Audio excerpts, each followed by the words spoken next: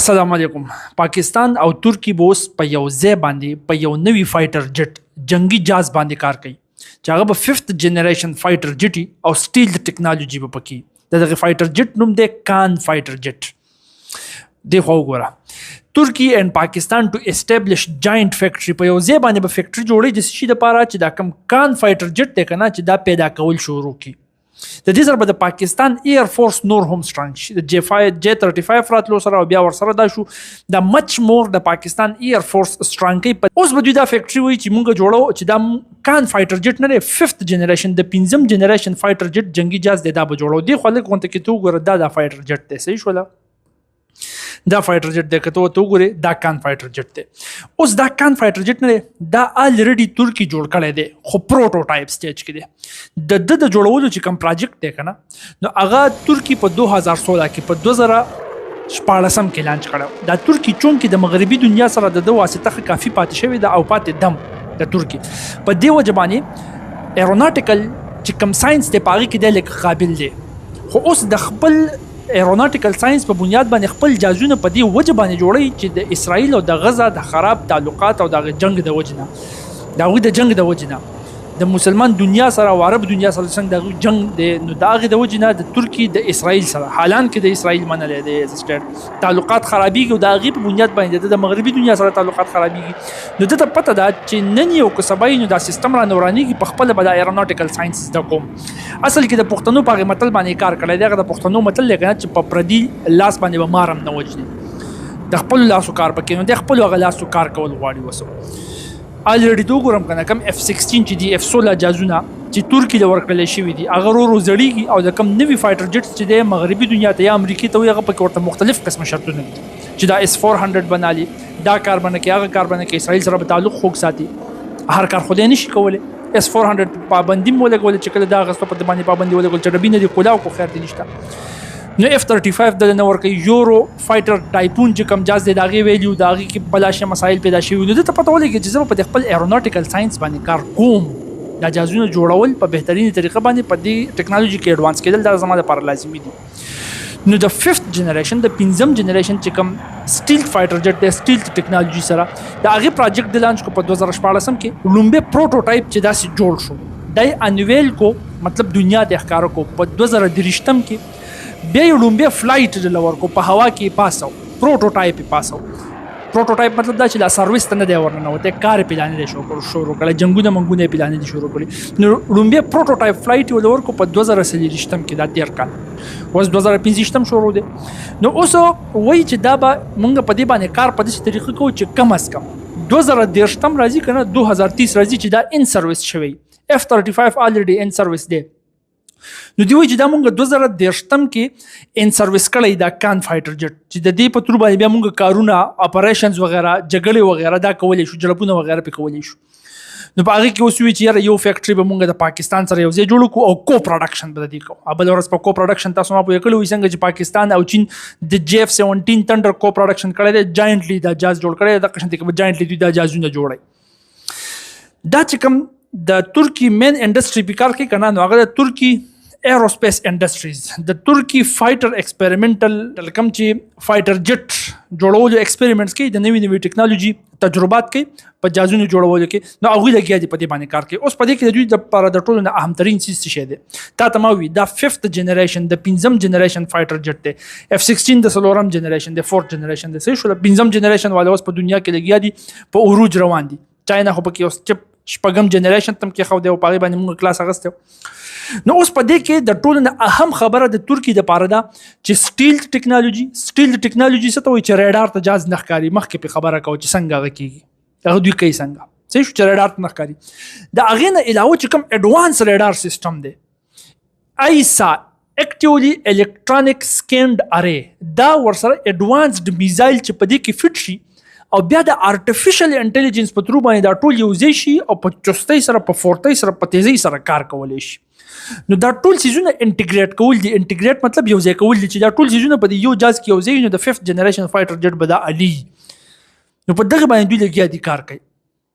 اوس دی خو ته ګوره چې کم فیچرز پکې په کومه طریقه باندې دوی کوي. زه تاسو ته لږ غونډه کې فیچر وښیم. دا کان فایټر جټس دي شو د سیټ نه به تاسو داسې ښکاري او د بر نه به تاسو داسې ښکاري مخامخ نه خو دی ولیدو. نمبر 1 د سټیل ډیزاین پراپر جوړول دي پراپر طریقې سره چې ان سرویس راځي کنه چې د سټیل ډیزاین د f-35 څخه چې کم از کم مقابله کوي کو ورسېږي. د 5th جنریشن فایټر جټ کې لومبۍ خبره ده چې د کې بس سټیل کوالټیز موجود دي.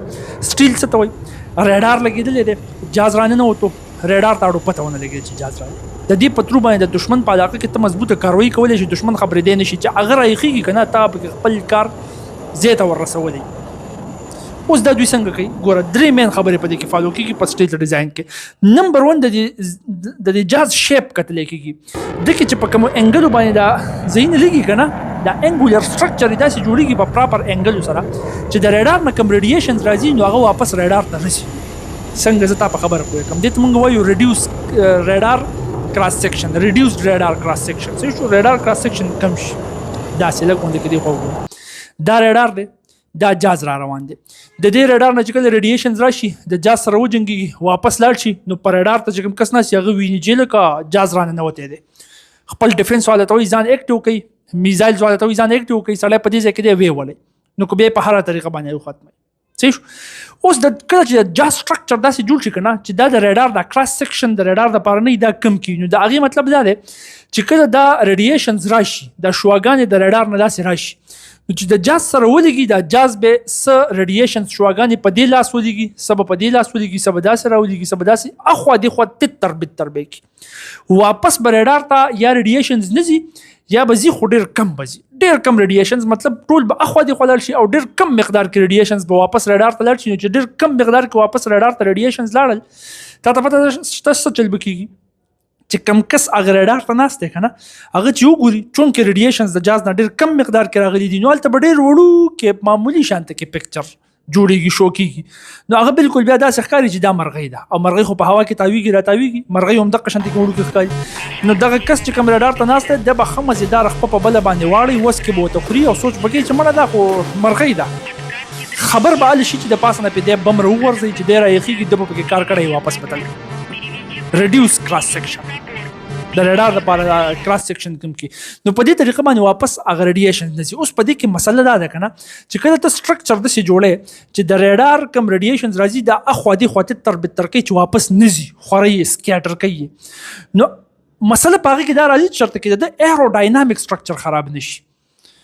د هوا د الوتلو دپاره خپل یو سټرکچر دی په دې مرغو کې الله تعالی پیدا کړی او د دغې مرغونه مختلف قسمه مرغونه مختلف قسمه زده کړې د ایروناټیکل ساینټسټ کوي او بیا په جازونو کې اپلای کوي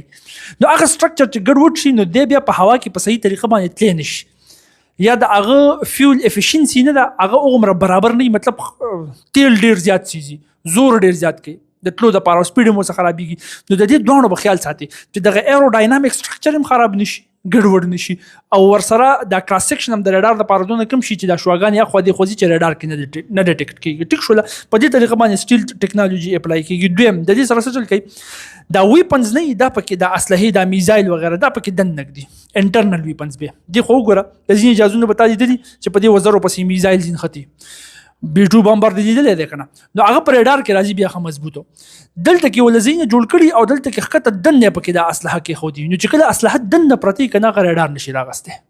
انټرنل ویپنز به دی ته وایي دې خوا ته وګوره زه تا ته لږ غونته کې دا په دې میپ باندې وښیم دې پکچرز ته وګورې دې کې دا دی دننه میزایلز پراته دي اسلحه پکې دننه پراته دي خو وګوره دا پکې یو فایر کړی هم دی داسې دغه ځای بیا کولاو شي چې کله فایر کوي دا میزایلز ته راښکته شي او ویې ولي خپل خاص ټارګټ باندې چې په څه طریقه باندې د الکترانیک وارفیر سیسټم باندې کار کوي په هغې طریقه باندې ولي نو چې اسلحه کله د کې دننه وي نو هغې پورې دا ریډار په اسانه باندې نشي ډیټیکټ کولی دو شو. دریم په دې کې داسې کار کېږي چې ریډیشن ابزاربینګ مټیریل په دې کې استعمالیږي. ریډیشن ابزاربینګ مټیریل څه مطلب شو د کاربن نه سپیشلی د ګریپین نه اکثر داسې مټیریل جوړي چې دا د شواګانې جذب کوي واپس تو ته پرېږدي نو زه تا په یو مثال پوه کړم دې خوا لږ وګوره دا ساوند ابزاربر دی دا فرض کړه زه اوس خبرې کوم که نه ماته مخامخ دیوال دی نو دا خبرې چې کله ځي نو د دیوال سره به لیکي واپس به راتنبېږي نو چې واپس راتنبېږي تا به خیال کړی په کمره کې چې هغه اواز تنبېدلی شانته کې ګونج غونتې پیدا کېږي نو هغه چې کله زه په دې مایک کې کوم نو تاسو باندې به صحیح نه لګي نو ما په دې سټوډیو کې دا سیزونه لګولې دي. خلا دې سره چل کیږي اواز سي د لار شي د سټرکچر د سي جوړ لګونته کوته نږدې نه وګوره صحیح شو د سټرکچر د سي جوړ چې اواز کړه د سره وډقيږي یو خدا سپنج دی نو د ابزارب کی بل د پاسه په کم خندان غونډه کې جوړ کړی دی دا سي چې دا اواز واپس تمبیدلو ته نه پریدي اخو دې خو سکیټر کی نو واپس تمبیدو ته نه پریدي ابزارب کوي دغه کار چې کوم د ریډیشن سره وګو کنه کم چې ریډار را پریدي د ګرافین په ترو باندې نو هغه ته مونږ وایو ریډار ابزاربینګ مټیریل ریډیشنز ابزاربینګ مټیریل نو دا د ګرافین اکثر دوی کوي په دې جاز باندې د پاسه چلاو کینو چې کله جاز ورننه وته مثال کې تور پر هغه ځای ته ورننه وته په کم ځای کې چې ریډار لګیدل دی صحیح شو د دې ریډار نسی د ریډیشن چې څنګه د سره ټکراو شنو دوی ست ابزارب کړه واپس پرې نه خو اکثر هیټ ته کنورټ کی نو بیا خو هغه ته پته نه لګي چې دلته کې جاز رانه نه وته دی کنه دی د در زمارو کې بمباري وکي د ماده مست قلندر وچلې واپس ځي خپل ټارګټ پوره کی نو په دې طریقه باندې ګورس د ته وي سټیل ټیکنالوژي دا سټیل ډیزاین په دې کې جوړول دي په دې باندې هغه کار کوي په کان فایټر جټ کې 5th جنریشن فایټر جټ کې د ټولو نه اهم ترين خبره یاد ساته د ټولو نه اهم ترين خبره ده چې سټیل ټیکنالوژي وي په دې کې دویم اډوانسډ ایویانکس په هوا کې چې کوم مزل کوي کنه او په هوا کې د کوم کارونه تا غستل غواړي په اډوانس لیول باندې اغه او سره د ای آی چې ای آی په کې سره ملاو کې انټیګریشن تا ته وی انټیګریټ مطلب یو ځای کول د ارتفیشل انټيليجنس په ترو باندې دا یو ځای کول او په دې کې ور انسټالول دا د دوی مقصد دی کم لکه مثال کې تور پر دی خو وګوره هم د ارتفیشل انټيليجنس په ترو باندې چې سنسر فیوژن وشي او بیا د اغه په ترو باندې ډیسیژن میکینګ وشي فیصله وکړي چې څه کول غواړي څه نه کول غواړي اوس به ته چې دې څه مطلب شو سنسر فیوژن باندې زه اول تاسو کوم چې تاسو دا خبره لګ کلیر شي مثال کې تور پر دا جاز دی صحیح شو د چې کله د دشمن علاقې ترانه نه وته کنه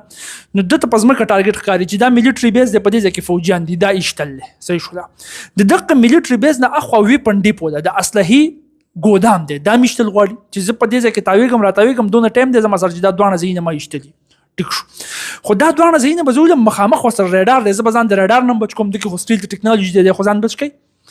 چې کله رانه نو ته دا د ټارګټ دی ویلې د مخامخ د دشمن جاز روان دی اوس می دا وینې ختم مینه کی او چې خبر شي چا په راکټ هم را پر خلې چله ک په دې راکټ باندې ونه لګم درزمار خو شروع دی جنگ شروع دی اوس وګورخه مخامخ د تسومره ټارګټ شو اوس به دې څه چل کی ته چې دا انسان کولی شي انسان دونه تیز دی چې دی خو ګور راکټ تم دی خو اجازه تم ګور بیا سپیډم جج کی کم یو راته لنډ کم اول اشتل واړی کم روسته اشتل واړی کم پاغي پسې زما بیا ټارګټ اشتل واړی په کومه طریقه باندې ولم دونه تیز خو انسان نشي کېدی کنه نو دا د ارتفیشل انټيليجنس په تر باندې کیږي نو دا د ارتفیشل انټيليجنس په تر باندې دا د دې د پاره چې کم سنسرز دي چې دام سنس کی او بیا د هغه په تر باندې فیصله وکي ډیسیژن میکینګ فیصله وکي چې اول کم اشتل غواړي مثال کې تور پر اول دا بام به کم ختمې کم بیا چې د پسې دا روس تر راشي بیا دا بام به کم او بیا چې په دې ځای ترې کم دا دوه زما ټارګټ سو دا بام به کم او سټیل ټیکنالوژي ما کې شته غن شي ډیټیکټ کوله دا فیصله به کوي د ارتفیشل انټيليجنس په تر باندې د دې لپاره دا سنسر نه دي دا یو ځای کول دي ته وایي سنسر فیوژن یو ریډار دی ایسا اکټیولی الکترونیک سکینر په دې باندې موږ باس کړو بار پینې شو کولای صحیح شو چې په ځای باندې ولاړی او د ویوز د کنستراکټیو انټرفیرنس په تر باندې خو دې خطوي کو په تیزی سره کار کوي د لری زینو پر زین رانیسی په هوا کې مو پس مکه باندې پته لګول شي انفراریډ کیمراز پکې لګیدلي د کیمرې په تر باندې د ټارګټ پته لګي د انفراریډ کیمرا په تر باندې انفراریډ ریډیشنز په تر کار کوي بیا الکترو اپټیکل ټارګټینګ سیستم پکې د الکترونیک وارفیر په تر باندې صحیح اډوانس لیول باندې د ارتفیشل انټيليجنس په تر چې کار کوي الکترونیک وارفیر په تر بکیږي نو هغه فیصله کوي چې دغه ځای اول شتل یو په دې طریقه باندې په دې میزایل شتل او سټیل ټیکنالوژي خو په دې کې لګیدلې دا ټول سیزونه پکې انټیګریټ کول دي نو دې ته مونږ وایو دا اډوانسډ ایویانکس سیستم اډوانسډ ایویانکس سیستم په دې کې پراپر انسټالول دي 5th جنریشن فایټر جټ کېدلو لپاره چې په هغه شرطونو په هغه کرایټیریاز باندې دی پوره شي بل په دې کې ملټي رول کیپیبلیټي هغه دونه ګران کار خو نه دی ملټي رول کیپیبلیټي مطلب دا چې د هوا نه په هوا کې جګړه کولی شي د نورو جازونو سره او د هوا نه په ځمکه باندې ټارګټس ایشتلی شي ایر ټو ګراوند چې دا دوه جګړې کولی شي دې ته وایي ملټي رول کیپیبلیټي او بیا نږدې جګړه او لرې جګړه دوه کولی شي دغه ته ملټي رول کیپیبلیټي وایي نو دا فیچرز په دې کې انسټالول چې هغه لري په دې کې شته دی خو په پروټوټایپ کې دی د سرویس کې راوستلو لپاره چې پراپر کار شروع کړي چې هغه موږ به د 2010 پورې کوو دا ټول سیزونه به بالکل په پراپر طریقه باندې کوي